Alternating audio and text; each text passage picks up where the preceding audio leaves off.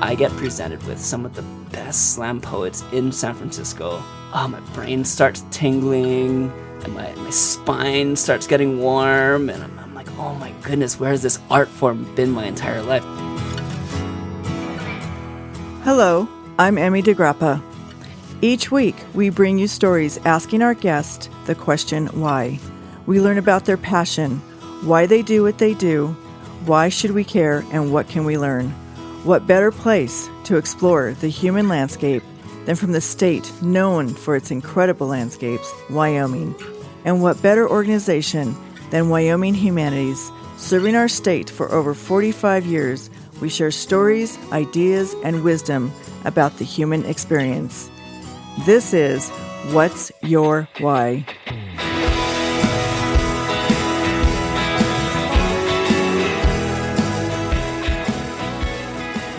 Today, we are talking to Kealoha.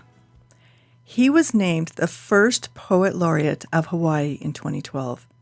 As an internationally acclaimed poet and storyteller, he has performed throughout the world. Welcome, Kealoha. Hi, how's it going, Emmy? Thanks for having me. Oh, absolutely. I'm loving to hear the story of your journey to become a poet. How did that happen?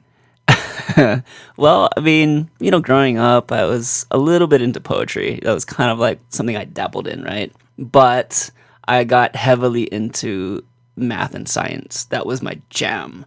So I went as full force as I could into those fields. And so I ended up getting a degree as a nuclear engineer, which is really just applied nuclear physics, right? With a minor in writing. So that writing thing was still kind of there, but it wasn't my main focus. The thing is, though, is that after I graduated from college, I decided to sort of take a mini leap away from science for a moment, and I got into business consulting. I was doing that in San Francisco. And while I was there in San Francisco, I was doing that typical, it wasn't even 9 to 5. It was like 9 to 7, 9 to 8. It was crazy. It was like, go to work, come home, eat dinner, pass out, wake up, go to work the next day. And it was like rinse and repeat. And I was finding myself wasting away. And one day, I was just like, I had enough of it. I was like, I want to go and experience San Francisco. I'm living in this amazing city, and I haven't seen any of it, So I picked up one of the papers. It was either The Guardian or the SF Weekly, one of those weekly papers where they have sort of the events of the week. One of the events that caught my eye was a slam poetry event, and it was happening maybe 3 blocks away from where I lived. And so it was a no-brainer, right? I was like, okay, I used to be into poetry. Let me go check this out. So I went there, paid my admission, sat down, and while I'm sitting there, I get presented with some of the best slam poets in San Francisco, and they just get up there and they just lay it all out. I'm sitting there, and my brain starts tingling, and my spine starts getting warm, and I'm like, oh my goodness, where has this art form been my entire life? Because it combined so much of what I loved. It combined the writing with philosophy, with drama, with thinking, and I was hooked. I was completely hooked. And so I went home and I started writing. The next day at my business job, I'm sitting there in the cubicle and I'm typing out poems. I look like I'm working, but I'm actually just typing out poems, and I just couldn't stop. That night, I went back home and wrote more poems. The next morning, write more poems. I just couldn't stop. And then I kept going to all these poetry events happening around the Bay Area.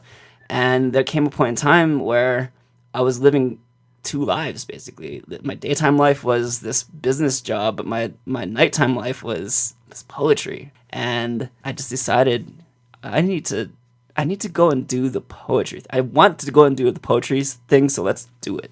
Let's leave this career and let's see where the arts can take me. So I took that leap of faith, and I've never looked back since. It was the best decision I ever made. So that's an amazing story and very inspiring for one thing. And I think just getting bitten by that creative bug that just kept driving you on. Yep. When did you decide to kind of come out? Like, when did you, when you walked away and you had enough confidence to get up and perform your first poem? The first poem? Yeah. That was in San Francisco. So I've been watching all these poets doing their thing, and I was like, I just want to try, So I ended up signing up at what at the time was the largest poetry slam in the nation. It was 300 people strong, and it was a really vibrant scene. It was amazing. I signed up. I was like, I just want to read a poem, and I got up there and I did this piece. And the MC, the host at the time, he, as I was walking off stage, he gave me a five. He was like, respect, He's like, thanks for coming through, and he really like showed that appreciation, and it was a great encouragement to just keep going, keep writing, keep performing. So I did, So that first time was just wanting to participate in something that I had loved so much, and the barriers to entry for poetry slam are so minimal. Like you can on any night, it's an open mic basically. You can just sign up and get up on there. So I just decided, I'm not getting any younger. We got nothing to lose. Nothing's gonna happen up there on stage that is gonna bring me bodily harm. So let's take a chance. Let's take a shot. Let's see what this does. And I think it's really inspiring that you started out as an engineer and that was your schooling, and then now you're a poet. And I would love to hear your thoughts about the intersection of arts and science. Well, the intersection between arts and science is, there's so much there. And I actually struggled with that intersection when I first started as an artist, right? I was like, I would try to sort of bring elements of science into what I was doing, but it was all contrived, right? But then I started to develop a style that, my writing started to reflect critical analysis and problem solving and the sort of deconstruction of problems. So I would write about things, but I would break them down into the composite parts, and I would solve each part and then wrap it up to get to the higher level of understanding, which is what science does, right? Science is continually breaking things down, solving them, and building them back up. So I started to use those sort of analyses, those scientific type logical analyses in my poetry, and that was sort of the first step of combining art and science. But then, what was it, maybe about 2011. In 2011, I found out that my partner and I were going to have a child. And, I was like, oh my gosh, what this is, I started freaking out. I was like, what's this going to be like that? I wasn't ready for parenthood, all these things, right? All these things that fly out into your head. So I asked my partner at the time, I asked her to take off for a little bit so I could stay home and just write and sort of make sense of all of this stuff. So as I was writing, I started to think about what it was going to be like to be a father. And the one thing that kept coming into my brain was that one day this child is going to ask me or, ask us where we come from. And for me, I don't have a thing that I subscribe to, like a religion of sorts that I subscribe to that's like where we come from. For me, it's about science. So I started to write scientifically how we got here as humans. But I started with the Big Bang, because that's the beginning of it all. So as I was writing about the Big Bang, these subatomic particles, they started to have faces. This is matter and antimatter. They had faces and they had intentions. They hated each other. There was this big war, this battle that ended up resolving itself in this peace festival, which was Woodstock. And I was like, oh, this is strange. This is happening? Really? Okay, well, let's see what happens next in the stars. So I started to write about what was happening in the stars. And, the angle that I took with that, I was like, oh, each star is like a discotheque in the 70s. And we're going in, it's ladies' night, and we're dancing. And each dance that we do is a different configuration of protons and neutrons, or females and males. And we're doing all these different dances, having all these different numbers of configurations. Each configuration is a different element on the periodic table. And so we're building out hydrogen and helium and carbon, nitrogen, oxygen, all those things that are up there on the periodic table. And then I was like, okay, well, oh, cool. So the story continued on and on and on. The solar system I started to write about, and that became the sort of a triangle love story between the sun, the earth, and the moon. And we sort of play with those tensions of love and relationships, and then the earth gets pregnant, and we don't know who the baby daddy is, but we think it's the moon. The moon thinks it's his. And so the earth and the moon, they go through this pregnancy together, and, all those sort of ridiculous things that happen during pregnancy start to come out, like the sort of the crankiness and the feeling like, oh, I feel so fat and things like that. Like all those things start happening. And then eventually at the 9th month, the Earth, she's ready to give birth, and she gives birth to a single-celled organism. She gives birth to a bacteria, basically a sea slime. And then that sea slime replicates over and over again, and eventually there's a mutation, and the mutation is an archaea, and each time there's another mutation, we get a sort of a larger sort of life form, and each time there's a new life form, we bring in different styles of music, or different sounds of music, but those pieces of music loop, and eventually by the time we get to human, we go through fish and amphibians and reptiles and mammals, and then finally human. By the time we get there, it's this wall of sound, this cacophony of sound, and then we hear the human voice singing. And then once we become human, the next scene of this writing, this is all happening, that one writing session, right? The next time, next thing that happens is that we migrate from Africa throughout the rest of the world. And each time we move to a different location in the world, a different region, we start to hear the indigenous music from those places. And then we see the dance forms, the indigenous dance forms from those places. Like now it's like I'm sort of like composing this stage play during this writing session. And so I see we're exploring all these different cultural indigenous art forms from around the world. And then finally, once we sort of do our journey around the world, then I started to talk about the future. And for us, for me, for scientists, the future, the biggest problem that we have to solve right now is global climate change. So that became like the focus of that final scene. Is I go deep and heavy into global climate change and what the possibilities are, from the very, very dark, from the very, very, like, the worst case scenario all the way to the best case scenario.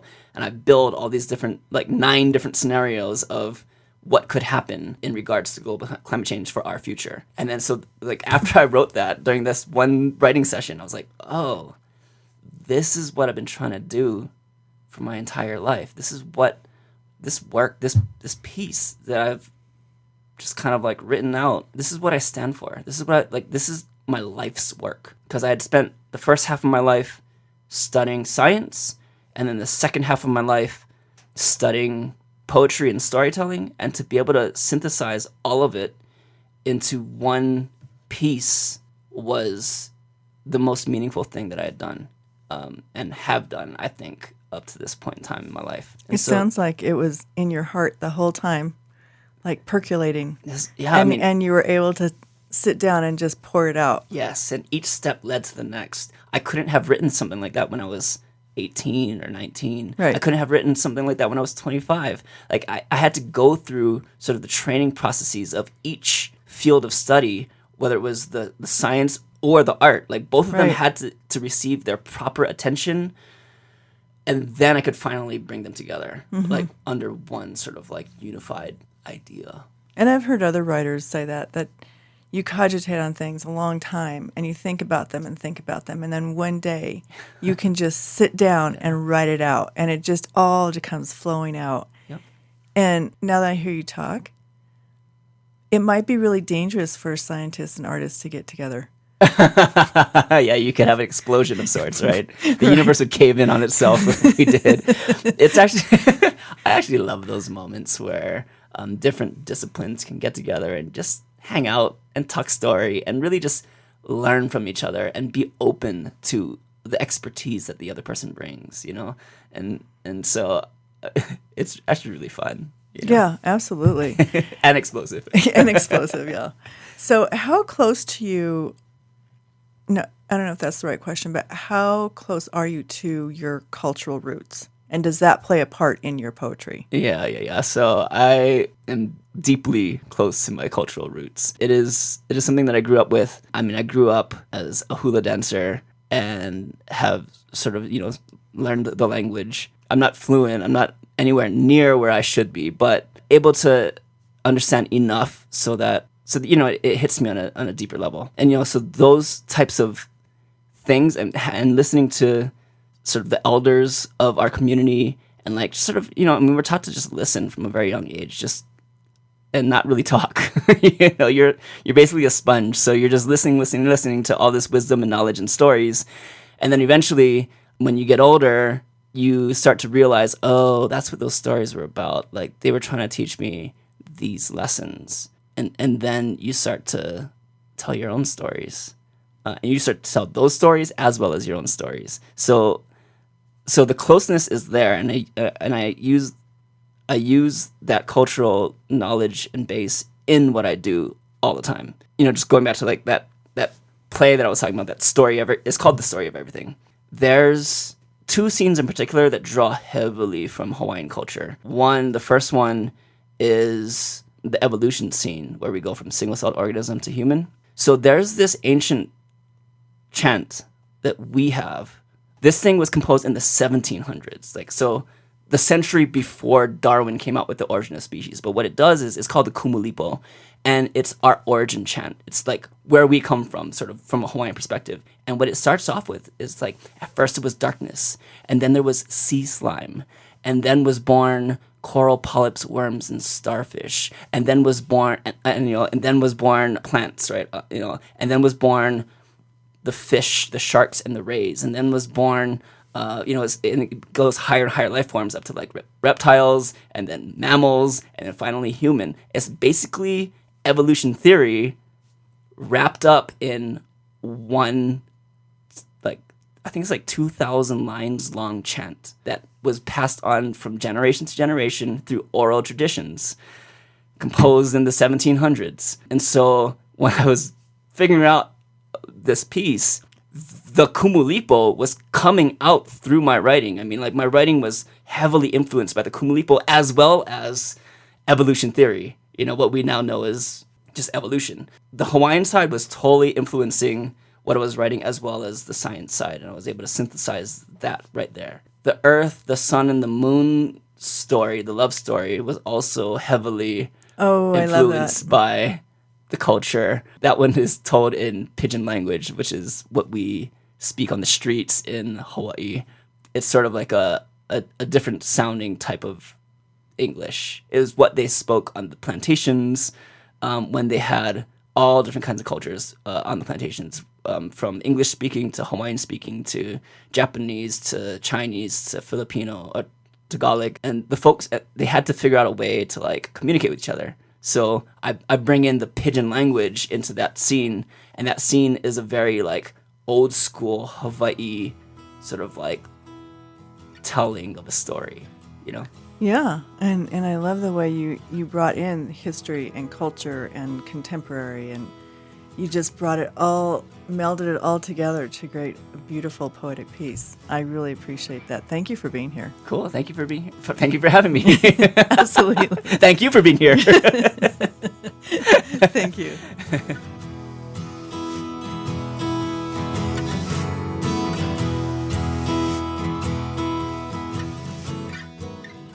Thank you for joining us for this episode of What's Your Why, a production of Think Why, Wyoming Humanities. This has been executive producer Emmy DeGrappa. Please subscribe and never miss a show. For more information, go to thinkwhy.org.